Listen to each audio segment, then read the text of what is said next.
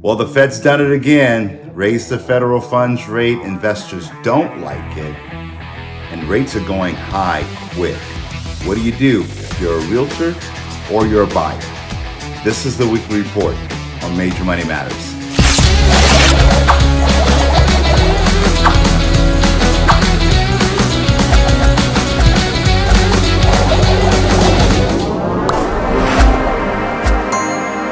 Welcome to Major Money Matters. My name is Major. I'm the host of Major Money Matters. I'm a mortgage broker powered by Edge, and it's been a while since we posted a video.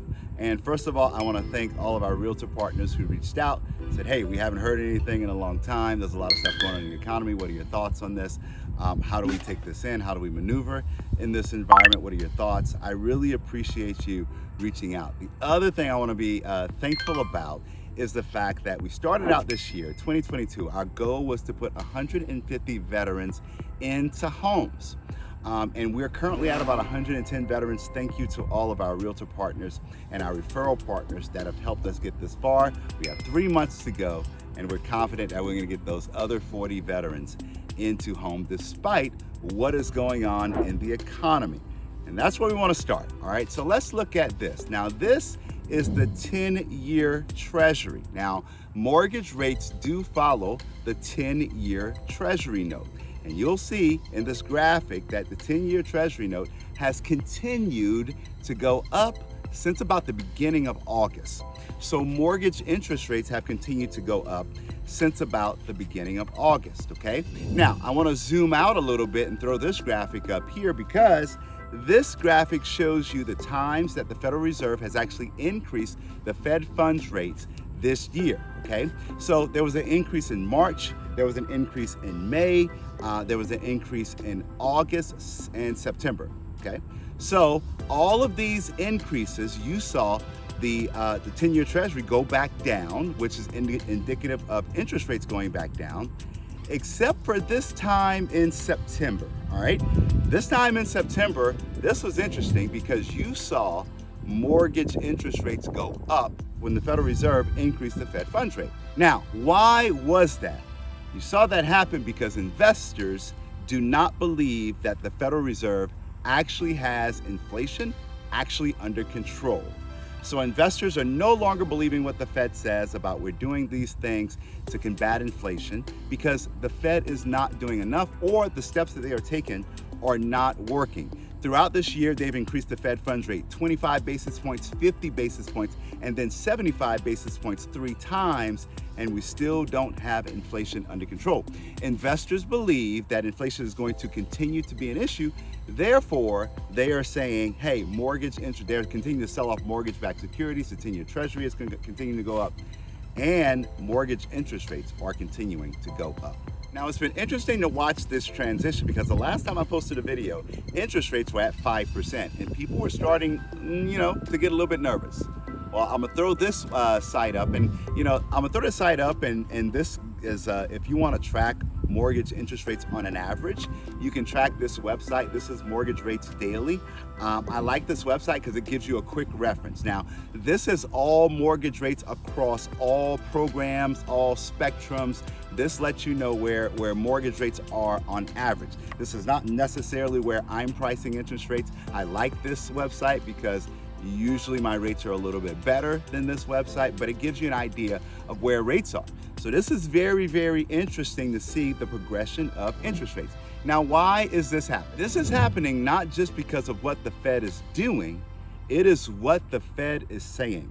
Now, Fed President Jerome Powell, he has continued to say that this is going to be painful, and they intend to continue to raise the federal funds rate, which, as a reminder, does not necessarily increase mortgage rates, but they're going to continue to raise the Fed funds rate to make this difficult on families and business. They are willing to do whatever is necessary to stop inflation. That also includes continuing to raise the Fed funds rate. They have said that they expect the funds rates to be 150 basis points higher than it currently is by the end of the year. That means 2 more rate hikes are likely coming of 75 basis points. Now let's talk about the impact of that.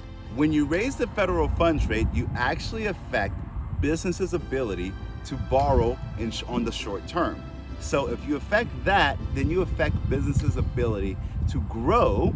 Therefore, they start laying people off. And they have said that unemployment likely will increase as we try to figure out a way to get our hands around inflation. So that should be an expectation of us as Americans, that there are going to be some people who get laid off. In my personal industry, in the mortgage industry, I'm starting to see that a lot with underwriters, processors. Lots of people that support mortgage operations are frankly losing their jobs, and it's really, really sad. I'm going to do a video about what's coming in the mortgage industry and what loan officers can do about it in the coming weeks, but you should actually expect more layoffs because it's going to be tougher for businesses to grow and continue to grow doing business. So what about you? So if you're a realtor, here are a couple of things I'm suggesting, okay? Is the market going to slow down? Yes, there's going to be less sales, okay? The reason is you have people who have interest rates at 2 and 3%. You should not expect those people to be in a hurry to sell their homes and then go get an interest rate at 6% on another property. Will there continue to be business? Yes, I'm standing in a beautiful community in Dallas, Texas, and this is in a wonderful community where homes are still going up. They're still building. People are still buying those homes because frankly, there are some areas of the United States that are attractive to businesses and areas that are attractive to individuals because of Texas tax benefits here and to other reasons that people are going to continue to buy a house. Frankly, people need a house. You have to be strategic in how you list your houses and how you plan to get them sold. This is not 2 years ago where you threw a sign up and it was sold before you even thought about it, okay? You now have to be strategic. That is why we have the 2-1 buy down program.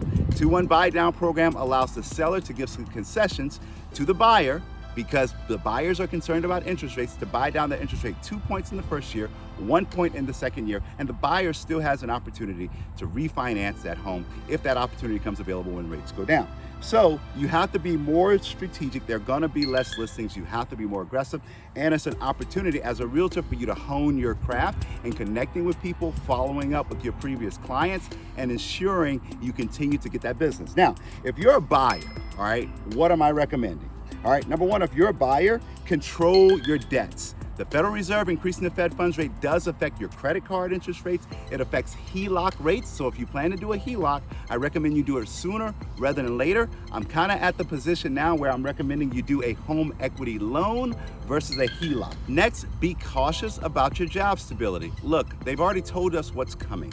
So if you're in a market or an industry where you have a volatile job situation, I would save money and save money aggressively over the next couple of months because you're going to start to see jobs being lost, companies laying off people as they figure out how to navigate this until the Fed actually starts stabilizing the rate or cutting the Fed funds rate. My next point for buyers, if you are buying a house and you get a contract, lock your rate. Do not trust the markets. Do not think that rates are gonna get better. Listen, when I was locking people at 5%, they were like, oh, I think I'm gonna wait until rates get better. They have not gotten better, okay? In the short term, I believe that rates are gonna continue to get worse. That's just the way I feel about it, okay? In the long term, maybe 6 to 12 months, we start to see some things tapering off, but I believe that rates are gonna stay high or go higher within the next 3 to 6 months, and then they should start to taper off once inflation comes under control. So if you are a buyer and you're under contract, lock in your interest rate, okay? Now, people ask me this all the time. Is now still a good time to buy a house, okay? Yes, I shot this outside for a reason because I really wanted you to see the fact that across this lake here, there are still homes that are being built and homes that are going up. Now, some of those homes are being offered at a concession, and builders are offering a concession or credit for those costs. You're hearing the airplanes above. I wanted you to know that people are not stopping building homes because interest rates are going up. They have these programs where you can still get into homes. Realtors, I recommend you still continue to build your business and do business because people still need homes. So you have to be in a position to serve them. And is it a good time to buy a house? My answer to that question is simple. You're asking the wrong question. The question is now a good time to buy a house for you? Because if you got to buy a house, you need someplace to live, you simply have to buy a house. You can't sit there and time the market. Everybody who bought homes when rates are at 4%, they were like, oh, I don't know if now is a good time to buy a house. Either one of two things happens for you. Either one, you realize that, yeah, I'm glad I bought a house when rates are at 6% because now they're at 8%, or rates go down and you refinance that home, okay? So you're going to have to get a house. I recommend that you go ahead, stay on course. You may have to decrease the amount that you have to buy for, or your budget because of the higher interest rate. But if you have to buy a house, you simply have to buy a house. I think it's much better than renting. And next week, we're going to talk about how much rents have gone up year over year. So that's it, okay? That's why I wanted to be outside for this, because I wanted you to know real estate is real estate. They're still putting up houses, and you still have opportunities. If you're a realtor to do business, if you're a client looking for a house, reach out to us. Be sure that you're getting the best rate. And I'm going to talk about what's going on in the mortgage industry on a future video. Talk to you guys soon. See you next time on Major Money Matters.